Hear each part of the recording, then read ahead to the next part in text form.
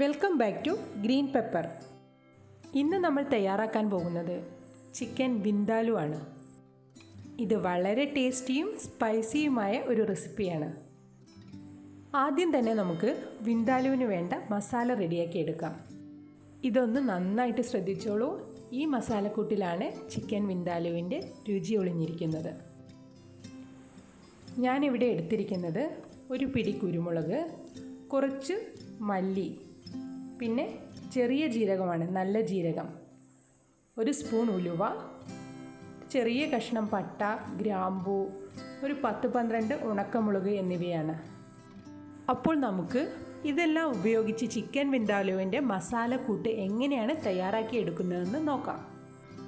ആദ്യം തന്നെ ഈ ചേരുവകളെല്ലാം ഒന്ന് നന്നായിട്ട് വറുത്തെടുക്കണം. ഞാനിവിടെ സൺഫ്ലവർ ഓയിലാണ് ഉപയോഗിച്ചിരിക്കുന്നത്.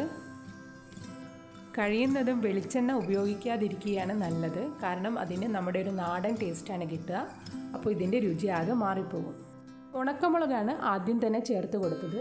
അതൊന്ന് വറുത്ത് കോരിയിട്ട് വേണം മറ്റുള്ള ചേരുവകളൊക്കെ വറുത്തെടുക്കാൻ. ബാക്കിയുള്ള ചേരുവകളെല്ലാം ഈ എണ്ണയിൽ തന്നെ വറുത്ത് കോരാം. വല്ലാതെ കറുത്തു പോകരുത്. ചെറുതായിട്ടൊന്ന് നിറം മാറി കിട്ടിയാൽ മതി. ചുവന്ന മുളകും ഒക്കെ ഒന്ന് എണ്ണയിലൊന്ന് വാടി കിട്ടിയാൽ മാത്രം മതി. ഇപ്പോൾ ഇത് റെഡി ആയിട്ടുണ്ട്. ഇത് നേരത്തെ വറുത്ത് മാറ്റി വെച്ച മുളകിലേക്ക് ചേർത്ത് കൊടുക്കാം. ഇതെല്ലാം കൂടി മിക്സിയുടെ ജാറിലേക്ക് ഇട്ട് ഒന്ന് കറക്കിയെടുക്കണം.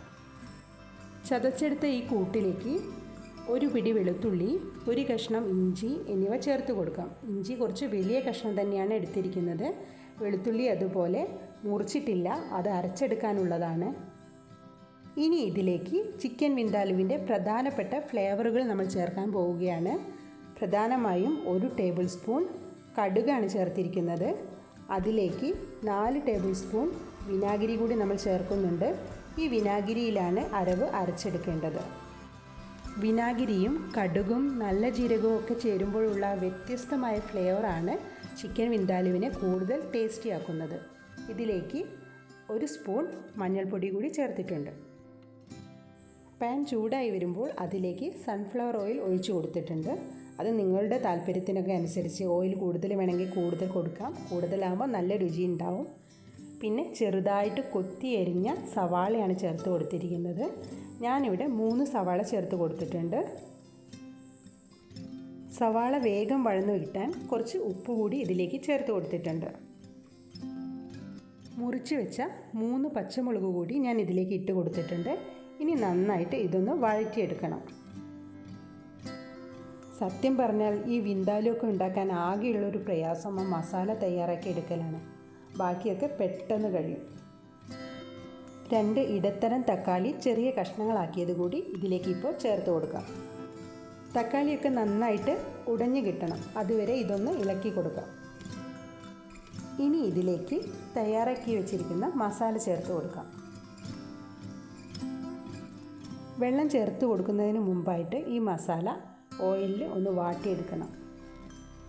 മസാല റെഡി ആയിട്ടുണ്ട്. എണ്ണയൊക്കെ നന്നായിട്ട് തെളിഞ്ഞു വന്നിട്ടുണ്ട്. മിക്സിയുടെ ജാറിൽ ബാക്കി ഉണ്ടായിരുന്ന മസാല കൂടി കുറച്ച് വെള്ളം ഒഴിച്ച് ഇതിലേക്ക് ചേർത്ത് കൊടുക്കുന്നുണ്ട്. ഗ്രേവി കുറച്ച് തിക്കായി വന്നിട്ടുണ്ട്. ഇനി ഇതിലേക്ക് കഴുകി വൃത്തിയാക്കി വെച്ചിരിക്കുന്ന ചിക്കൻ കഷ്ണങ്ങൾ ചേർത്ത് കൊടുക്കാം. ഇതിലേക്ക് കുറച്ചുകൂടി വെള്ളം ആവശ്യമുണ്ട്. അതിനു മുമ്പേ ഈ മസാലയിൽ ചിക്കൻ കഷ്ണങ്ങളൊക്കെ ഒന്ന് വരട്ടിയെടുക്കണം. ഇനി ഇതിലേക്ക് ആവശ്യത്തിനുള്ള വെള്ളം ഒഴിച്ചു കൊടുക്കാം. ചിക്കൻ വിന്ദാലു അത്യാവശ്യം തിക്കായ ഗ്രേവിയാണ് ഉണ്ടാവുക. കുറച്ച് കറി വേണമെന്നുള്ളവർക്ക് വെള്ളം അധികം ചേർത്ത് കൊടുക്കാം. ചെറുതായിട്ട് മുറിച്ച് വെച്ചിരിക്കുന്ന 2 ഉരുളക്കിഴങ്ങ് കൂടി ഞാൻ ഇതിലേക്ക് ചേർത്ത് കൊടുക്കുന്നുണ്ട്. അത് ഓപ്ഷണലാണ്, ഇഷ്ടമുള്ളവർ ചേർത്താൽ മതി. തിള വന്നു തുടങ്ങുമ്പോൾ ആവശ്യത്തിനുള്ള ഉപ്പ് കൂടി ചേർക്കാം. ഒന്ന് ഇളക്കി കൊടുത്തതിന് ശേഷം ചെറു തീയിൽ ഇതൊന്ന് വേവിച്ചെടുക്കണം. കറി ഒന്ന് കുറുകി വന്നിട്ടുണ്ട്. ചിക്കനൊക്കെ ശരിക്കും വെന്തിട്ടുണ്ട്. കുറച്ചധികം കറി വേണമെന്നുള്ളവർക്ക് ഈ പാകത്തിൽ തന്നെ എടുക്കാം. എന്നാലും ഞാൻ നേരത്തെ പറഞ്ഞല്ലോ, ചിക്കൻ വിന്ദാലു കുറച്ച് നല്ല തിക്ക് ഗ്രേവി ആയിരിക്കുമ്പോഴാണ് അതിന് അധികം ടേസ്റ്റ് ഉണ്ടാവുക. ഇതാ കണ്ടല്ലോ, നമ്മുടെ ചിക്കൻ വിന്ദാലു റെഡി ആയിട്ടുണ്ട്. ഇത് കാണുമ്പോൾ തന്നെ ഒന്ന് കഴിച്ചു നോക്കണം, വീട്ടിലൊന്ന് ഉണ്ടാക്കി നോക്കണം എന്നൊക്കെ നിങ്ങൾക്ക് തോന്നുന്നില്ലേ? ധൈര്യമായിട്ട് ഉണ്ടാക്കിക്കൊള്ളൂ.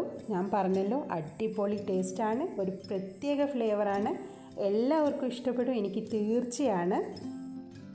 ഇതിൻ്റെ ഒരു സ്മെല്ല് തന്നെ ഒരു പ്രത്യേക സ്മെല്ലാണ്, അതെനിക്ക് പറഞ്ഞു തരാൻ വയ്യ. നിങ്ങളൊക്കെ ഉണ്ടാക്കി നോക്കൂ. ഉണ്ടാക്കി നോക്കിയിട്ട് എന്നെ ഒന്ന് അറിയിക്കൂ. ഇഷ്ടപ്പെട്ടെങ്കിൽ എൻ്റെ ചാനലൊന്ന് സബ്സ്ക്രൈബ് ചെയ്യണേ. എല്ലാവരും ലൈക്ക് ചെയ്യണേ, ഷെയർ ചെയ്യണേ. ഇനി മറ്റൊരു റെസിപ്പിയുമായി നമുക്ക് അടുത്ത വീഡിയോയിൽ കാണാം. അതുവരെ ബൈ.